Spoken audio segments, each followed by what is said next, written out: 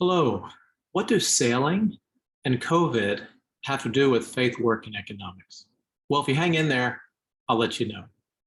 Hello, my name is Jay Moon. I'm the director of the Office of Faith, Work, and Economics at Asbury Theological Seminary.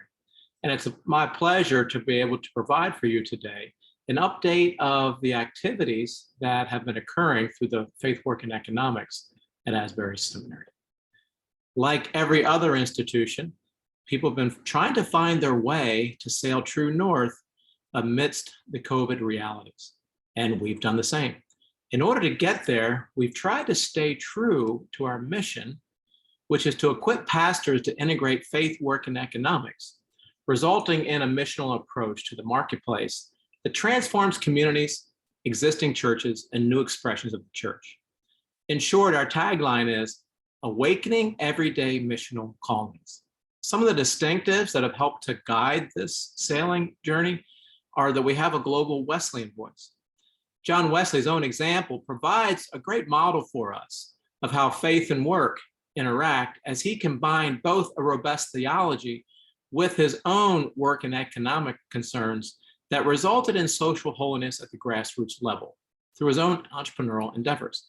Many people recognize Wesley as an astute theologian, but they often miss the fact that he was a businessman as well that made in today's money about $5 to $6 million. Therefore, he had a lot to say, both about the great potential for good, as well as some of the dangers of faith and money. Another distinctive is a missiological perspective. There are great changes that are happening in our culture, both in the contemporary economy and the nature of work itself. So we provide a Wesleyan voice to speak into these cultural realities that comes from a missiological perspective. Third, we have an entrepreneurial focus. We recognize that work and money, they're both good servants to create transformation, but they also can be bad masters. So how can we leverage the value creation of entrepreneurial intent while also eschewing some of the dangers of engaging and being submerged in the marketplace? Fourth, we focus on financial viability. And what that means in today's terms are several of the inherited churches and church planting models are just simply inadequate to take us into the 21st century. It's estimated between 4,000 to 16,000 churches will close in North America alone this year. That's horrific. Now, we think that at least half of those could stay open if they looked at alternate financial models that don't rely solely upon tithes and offerings. So what I often ask people is, are you having a blockbuster mentality in the midst of a Netflix generation? In other words, are we stuck in these outdated models? We're in the midst of other models that are more appropriate for our context. And then this isn't inclusive by any means or comprehensive, but another focus is this co-vocational / bivocational approach. We recognize that ecclesial leadership for church growth, evangelism, and church planting is going to change, and the role of the pastor and how they engage in the marketplace is going to vary in the 21st century. So to stay true north to these distinctives and this mission, we've had several activities that have helped us this year. So the first is we've done some publication. And there is a book that we've put out in cooperation with Exponential that is actually a free download as an ebook called Missional Vibrancy and Financial Viability, discussing alternate financial models, actually 6 different models for churches and church plants when tithes and offerings are not enough. Due to some of the contemporary changes in our economy and the nature of work, these models that we've inherited are not actually working in many cases. So therefore, they're alternate models. And in the book, we describe 2 major factors that help people select which of these 6 models are most appropriate. Those 2 major factors are financial liquidity and then also relational network access. So these 2 factors become like an X and Y grid upon which you can determine which of the 6 models work for your particular church. Another publication that we've done is this article in the Transformations Journal called John Wesley, Compassionate Entrepreneur, a Wesleyan view of business and entrepreneurship. So I had a PhD student and a DMin student under my guidance who viewed and read through all of the journals and the diaries and the sermons of John Wesley. And if you've ever done that, you recognize that's a huge endeavor itself. Like several volumes are these journals alone. And what they were doing was scouring through the journals and diaries and sermons to find out whenever Wesley would speak about business, entrepreneurship, capital, etc.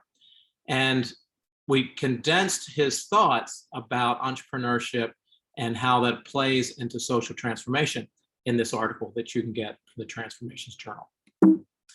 Another area of publication has been a book chapter called Missiological Approach to the Marketplace through Entrepreneurial Church Planting.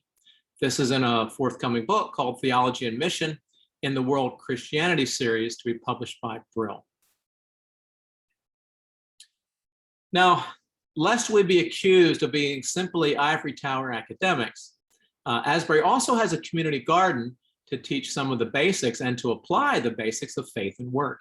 Several of our international students love working in the garden alongside domestic students, which engenders lots of networking and conversations, which is one of the beauties of the marketplace.